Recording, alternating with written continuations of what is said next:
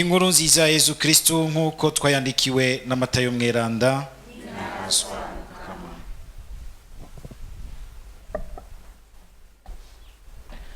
Muri irya minsi Yezu yabariye abigishwa biwe ati mu gusenga ntimuvuge menshi nk'abapagani bibwira ko bumvigwa iyo bagwije amajambo. Ntimugire nkabo, kuko so wanyu azi ibyo mukeneye mutarigera mubimusaba. Mweho rero nimwasenga murasaba mutya: Dawe wa twese uri mu ijuru, izina ryawe rininahazwe, ubwami bwawe nibuze, ibyo ushaka bigirwe ku isi nko mu ijuru. Nuduhe ibyo kurya bidukwiye uyu munsi, uturekurire ibicumuro byacu nk'uko natwe tubirekurira ababitugiriye. Ntudutererane ibitwosha nabi, yamara udukiza kabi. Ntako niwagirira ikigongwe abandi, so wawe wo mu ijuru azokikugirira. Ariko nutakibagirira, na so wawe ntazokurekurira ibicumuro byawe. Dushimagize iyi nkuru nziza ya Kristo.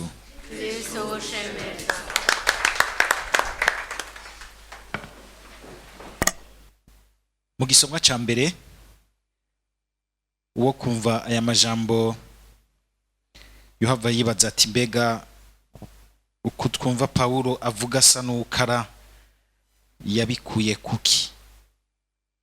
Pawulo tukumva ingene avuga asa n'uhambarira abanyekorenti, kuko na cyane cyane bari basubiye inyuma, bamera nk'abahesha ku nkuru nziza yari yabigishije, baca bagomba gucikira abatwumvise yise ngo baza biyita ko ari abatumwa bagakura. Baza biyita ko ari abatumwa bagakura, mugabo benshi bari bagwiriyemo na cyane cyane abantu bo mu idini y'abayahudi bagomba gusubira nogira nti kugwanya Paulo mu bundi buryo, bakamuca inyuma bagacaho aba yaciye kugira ngo abo yigishije babasubize inyuma bagire bati oya, mutemeye kubanza guca mu mico n'imigenzo y'abayahudi nta rukiza muzoshikira. Muga Paulo akagira ati urukiza ntiruhagaze ubwa mbere ku mico n'imigenzo y'abayahudi, ku mategeko y'abayahudi, nubwo Imana yashimye kubanza guca ngaho, ubu yaratweretse yuko yugururiye abantu bose inzira y'ubukiriro muri Yezu Kristo Musa, kumwemera tukamwakira natwe, ahubwo mu mico n'imigenzo yacu igahinduka tukamushikana iwacu, niko gukira, niko kuronka ubuzima budahera. Kugira ngo rero bagwanye inkuru nziza yigisha no kugira ngo babasubize inyuma, baca bababwira bati rero baca bagerageza ubwa mbere gucafuza kugwanya Paulo, bakerekana bati Paulo kungene yifata, inyifato yiwe ingene abigenza, uyo si umwigishwa w'agakura. Mu nyuma bagaca berekana rero mu byo yigisha ko badashobora gukira batabanje kugenyegwa ngo bamere nk'abayahudi, hanyuma bashobore rero gukira. Ibyo rero Paulo ntiyavyihanganira na gato, niho mwumvise rero avuga uko mwumvise, abakebura kugira ngo boye gusubira inyuma. Tugire Kristo. Gutakaza Yezu Kristo, gutera kagere Yezu Kristo, kumwihakana, kugenda mu bindi bitari mu byo yatwigishije mu ijambo ryiwe, mu kungene yatumenyesheje se wiwe n'ubukiriro ingene dushobora kubushikira. Gutera kagere Ekleziya imutwereka ikamutwigisha uko we nyene yabisigaranye, no gusubira inyuma, kandi birababaza cyane. Murumva ko Paulo ariko avuga nk'umuntu ababaye, kabona abantu bashobora kuba baramenye Yezu Kristo, mugabo kubera imvo nyinshi, imvo z'uko ushobora gusanga bamwe bataba barakomera mu kwemera, abandi ugasanga birukiye izindi nyungu, abandi ugasanga umenga barahuwe umutima n'umuntu avuga amajambo aryosha kumbure abandi bakarahugwa n'abantu baza bakora ibintu by'ibitangaza by'ibitangaro mugabo atawuziho bizanana kuko burya ntimwame mukangwa n'ibitangaro.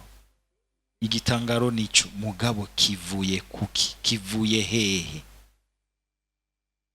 Kuko na shetani irakora ibitangaro. Benshi rero tuca dusa nko kumenga turakangutse tubonye umuntu akoze igitangaro tuti uyo niwe, agaca gufata kuzura akazara gukwega kujana hashaka hose. No kwitonda na cyane cyane kugerageza ntidusubira inyuma mu kungene twamenyeshejwe Yezu Kristo na Eklezia. Ko paratubwira handi na hati ngo Eklezia niyo nkingi n'ishimikiro ry'ukuri. Nakaryo keza kugira ngo turabe uyu munsi natwe ibintu bimwe bimwe aho hanze mu kibano, mu migenderanire, mu miryango, ibintu bishobora canke abantu bashobora kudusubiza inyuma. Uyu munsi hari abantu benshi bavuga ibintu vy'Imana, benshi baza bita abapastori, abandi bakiyita mbengo nabaki aba apotre, benshi cyane, kandi bazobandanya baza ngira ngo gushika heza garuke. Kibaza iyo anabikuye ukahabura. Si ukuvuga yuko bose ko twobatekera mu kigunira kimwe tugaterera hariya, mugabo bidusaba yuko ubwa mbere na mbere kugira ngo dushobore guhagarara imbere ya bene abo bantu, ndakebwa yuko barimwo nawe ushobora gusanga baba bafise n'ububasha bashobora kuba bakura ahandi hantu tutazi. None nk'umuntu aza akaguhuha mu gahanga ugaca utarikira hariya, ibyo nivyo bitangaza byo gutangarira, gasanga uri kurakumbagara, akakugira iyondo akakurisha ivyatsi. Ntamurabona baja kurisha ivyatsi abantu, kaja kurisha nk'imene hajya hanze bise ububasha arimwe amavuta yo kurisha ivyatsi abantu. Ukibaza uti ivyo byose ibyo bizano birimwe ubukiriro ubuhe ku muntu, birimwe ubukiriro ubuhe ku muntu. Yafuma avuga ati ni itizane ndaguhaye, genda uteke itizane hamuntu, ntagufata abantu kabahindura ibiwerewere bose ukabarisha ivyatsi kandi bakakugamburuka. Ugasangamwe n'umuntu yize universite amashuri ya minuje, bwa bwenge wabushize he? Haro bigeze kugoroza ipasi yakura ngo bariko bamukura nk'amashetani. Warize uzi lokura electric ngene ikora muri physique, bamucisha ku ipasi bacometse ngo bariko bamukura nk'amashe. Mon Dieu Seigneur, murabe ingene ivy'Imana iyo tutavyitondeye bishobora kugira umuntu akanu kakaguruguru nako kakagugu kakawerewere kakamaumawu. Ugasanga umuntu ntagishobora no gutandukanya ibintu by'ubwenge busanzwe, ugasanga turitiranya ibintu by'ububasha bwa mutima Apolo bitangwa impwemu ngo mu mpwemu n'ibintu bijanye n'ivy'umubiri bisanzwe. Ibintu bisanzwe ugasanga ubwenge busanzwe bwaragiye kumbure kubera hari habusanga kumbura ugushaka Imana gose, abana nabo ugasanga harimwo ukutamenya. Nakaryo keza kugira ngo iyo duhuye n'amajambo benaya umwe wese abanza arabe mbega ivyo ngendera ko binzanira urukiza by'ukuri imbere y'Imana nibiki. Hanyuma ikindi naco cyane cyane umwe wese akagerageza kurondeza guhura na Yezu mu buzima bwiwe, gusaba Yezu akakwiyereka ku nzira y'ubuzima bwawe, akakugirira ibimenyetso bimwe bimwe bigufasha mugira ntigushinga ubutagishinguka ukwizigira kwawe Yezu Kristo. Ibyo utabifise ukigendera muri kwa kwemera rusangi gwa gwinshi, utarashobora kubona uti jewe na Yezu dusangiye iki, hari ikintu yanyeretse, hazoza n'ibindi bintu bikaze by'abantu bakaze mu mvugo, bakaze mu bitangaza, ushobore gusanga urahenutse. Uretse n'ahatoza abantu bazana inyigisho cyangwa bagira ibiki, iby'isi birashobora guhindukira, bikaza birahindukira bigashira imbere ibi na biriya, ugasanga iby'Imana byashyizwe ku murongo w'inyuma, ukamenga kwemera Yezu Kristu, kumukurikira umenga nukuba ridicule. Rimwe baza nko muri ibyo bihugu bya Buraya byateye imbere, ibona yuko byikwije byose bidakeneye Imana, ugenda bakangisha ngo uri patiri, ngo uri masere wambaye voile, cyangwa uje uvuga amarozari, cyangwa uvuga ruwanji dugi bafata ikaduza umuntu hariya mu ijuru rya kane, barakuraba gatwenga. Ariko uzi ko hari ahantu mwahuriye na Yezu, umufisemo une experience personnelle, muri bariya bantu harimwo abantu bariyo bakunda Yezu kuko baza aho bahuriye. Ico kintu kirahambaye gose, kurengera les expériences communautaires tugirira hamwe za Yezu no kumusenga, ukagira gwawe, ukabona ibi kandi Yezu ivyo arabigira, atarabikugirira musabe. Ubona atevye mutume ko Bikira Mariya, ikana yaramukoresheje ikintu avuga ati ngo ntihari bwagere, mutume ko Bikira Mariya uti munsabire, kuko jewe ndumva patiri amuvuga kenshi canke banaka bavuga Yezu, mugabo sindabona ikintu kinyemeza kinkondora nkumva nti by'ukuri ari mu buzima bwanje, kandi azobikugira by'ukuri. Abona yuko ushaka kumukurikira mu rukundo, azobikugirira. Aho rucugira uti ngaha naho woza umuntu ameze gute, naho woza usigura ibindi bihanitse gute, ndamuzi turi kumwe. Tugere Kristo. None nkaho jewe nagasomeye imisa, rero uzi ko ibintu kubibamwo kenshi bishobora kukurambira. Nibaza imisa amaze gusoma mu myaka 20 ndumupatiri, haraho murabona reba basomera aho kumenga narambiwe,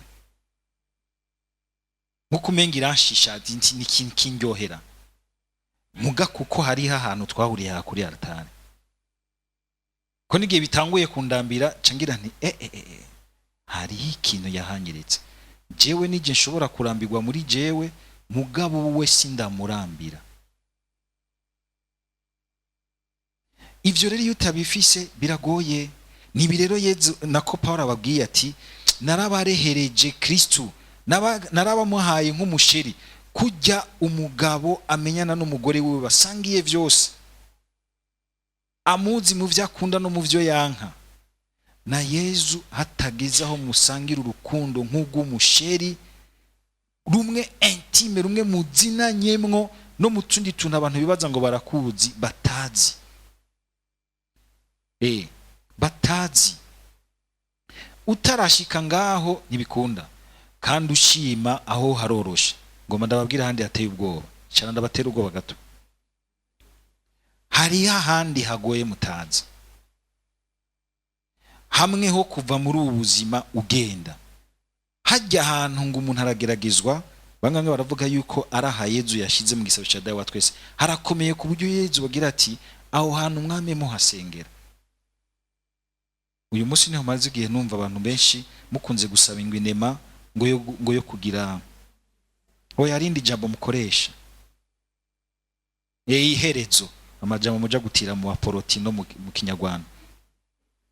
Kweri ki mutovuga umusozo, gusozera neza, tuja gutira mu aporoti no mu Kinyarwanda. Kuronka umusozo, gusozera neza. Mugabo gusozera neza sibiza bigwa ku muntu gutyo, n'urugendo yagiye arabamwo yimenyereza mu buzima, n'ikintu yabitse cinkora mutima kuri we, agendagana ahandi ho. Aho hantu niho umuntu shetani gwa n'ubwa nyuma. Murabona yuko na Yezu yahaniganye gose na shetani, gushikaho atabaza se wati mbega wampevye. Hajya niyo muhashitse muhazirikana gute kubona umwana w'Imana atakanenge yarimwo, mugabo ujya mwanya yaragerageje gose kubera ibicumuro byacu yari yikoreye. Afite no kuvuga iki, shetani yaramubonamwo akabi kacu kose gacigira iti ndashobora kugira ko autorite, mugabo ikihenda yuko na kabi yari yiremetse kubw'urukundo, sakabi yakoze kubw'ubube gito bwiwe. Urashobora kuburushe kuburemerewe kubera kabi wiremetse kabandi muri kumwe, ako ntigashobora kugusenya, kuko shetani irazika kubura ko autorite. Ariko akabi wiremetse kubera ubube gito bwawe, kubera ububi bwawe, akonyaragasa Yezu ngo agutunganirize mu kigongwe ciwe, shetani nikugire ku bushobozi. Aho rero haragoye kuko ni ku musozo. Umusozo burya ubutwaye ibintu byinshi by'ubuzima umuntu aba yarabaye mu buzima bwiwe bwose. Kwama tubaho umunsi wose nk'abariko barategura umusozo wa nyuma, kuko uriya musozo urimwo ivyo twagiye turabamwo vyose. Ubwo none ivyo tubamwo tubibamwo nk'inshuti zibushitse na Yezu, abasheri basangiye umutima, bazinanye meme au plus fort de l'intime y'umutima wabo. Kumushikana hariya niko gutegura rero gutsinda vyose, akagutsindira vyose kuko mubizinanyemwo. Igisabisho ca dawa twese Yezu asubiye kutwigisha uyu munsi, dora tukizirikana kenshi, mugabo nagomba uyu munsi tukizirikanemwo nogira ntibintu bibiri nyamukuru, kuko iki gisabisho kiravye si gisabisho ubwaco nkumenga niyo majambo bwa mbere Yezu aduhaye twokwama dusengesha, ariko womenga muri ico Yezu agomba kutubwira igihagararo twoza tuzanye imbere y'Imana, l'attitude priante ihimbara data. Ubwa mbere nukuza imbere yiwe nk'abana bizigiye umuvyeyi, ukwizigira Imana, ukuyemera, ukwemera yuko uko ibintu biri kose ari umuvyeyi adukunda gusumvya nuko twikunda twebwe nyene. Ico kintu kirahambaye. Niho umuntu adasenga yumva umenga ni ibintu vy'urubo haje gutura, ni ibintu vy'ineve naje kumenga ya murambe aje gupfa kubitura biheze, aze yumve ko yakwije imisi 9. Oya, umva bwa mbere yuko uri imbere y'umuntu agukunda gusumvya nuko wikunda. Ibindi bica biremuruka, bica bironka kanovera. Ni hamwe hatazogera gusenga usanga umenga uri kuri jogota nta mwanya mfise, uzi kurindiriwe n'umuvyeyi agukunda, kandi n'uyo mwanya uri kuravuga ngo nawe ufise, n'uri kurahumekamwo niwe yawuguhaye afise kugira ati ndawurotiye ndawukuyeho. Kumva yuko igihe cyose muje n'igihumva umenga uratanguye kurambirwa, kibukuti hariho umuvyeyi ankunda ndindiriye muri iyi rendez-vous. Muramaze kubona nk'umusore canke umwigeme agiye kuraba uwakunda, ingene usanga umenga umwanya urahera n'ingoga, agashobora kuva mu carama akagenda mu Kanyosha umwanya isasa, kubera urwo rukundo rumukoresha. Ibintu bica bihinduka muri we, ariko bamusabe kugenda ahantu adashaka, nawe wova nko ngaha gusimba kuri monsiyo, harabahare hakamubihira akamunanira, hakaruhisha agasaba amatagisi. Kandi iyo va mu carama agenda mu Kanyosha n'amaguru atana kimwe yumva, gusaba mukama kwama dufise umutima nk'uw'abana bagenda bagana umuvyeyi. Ubwa kabiri niki kintu Yezu asozereye ko muri iki gice, ngo nkako niwagira ikigongwe abandi, so wo mwijuru azokugirira ikigongwe, ariko nutakibagirira na so wawe ntazokurekura ibicumuro vyawe. Kuza imbere y'Imana tutari abantu batekeye umutima mubi uzirikiye ku bibi. Hari igihe tuza gusenga Imana hari ibintu bibi tuzirikiyeko, ko hari ibintu bishobora kuba biri mu buzima bwacu, sico kigoye Imana. Mugabo ata mutima wo gushaka kubivako, kuvyigaya no kubirekura, kurekurira abandi no kwirekurira, mbere no kurekurira Imana, ugasanga muri dialogue dessous. kuko Imana iza igasanga umutima wawe si uri. Hari ahantu uzirikiye mu bintu bibi, uguma wuzi ibintu bibi, patira akaza agasengesha cyangwa undi wese akaza agasengesha, bakavuga ibintu biryoshye by'ijambo ry'Imana, ntivyigere bikunyengetera na gato ngo bikugirire neza, kuko hari ikintu waziriki. Kuko watubwiye ikigongwe, ntitubone gusa ikigongwe kijya tugirira ubundi, mugabo kwanka kuba umuntu abundikira kabi, atekera kabi, aguma gakorera ko, aguma umenga niko kamugenza, niko kamuvugira mu mwanya wose. Kwemera gutandukana nako, kwemera kukagaya, kwemera kuja mu ntumbero yo kukavamwo, ico gihe Imana ikironka inzira, ikironka inzira.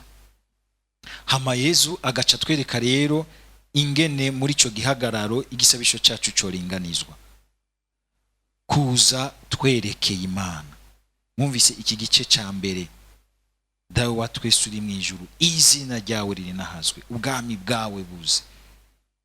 Kwerekera, kuva ku bwa mbere ku vy'iwacu tugashira Imana imbere vy'ukuri mu gisabisho cyacu. Hari igihe tuza gusenga ugasanga ni twebwe twazanye ivy'iwacu twenyene, ntitugize twiyumvira Imana na gato, ukabivuga ukabisuka ngaho. Mukama ngira ngo wavyumvise, sawa, tuzosubira. Nta kintu na kimwe wigeze wiyumvira ku ruhande rw'Imana, nta shusho, nta jambo, nta rukundo rw'Imana winjiji wawe, nta na kimwe.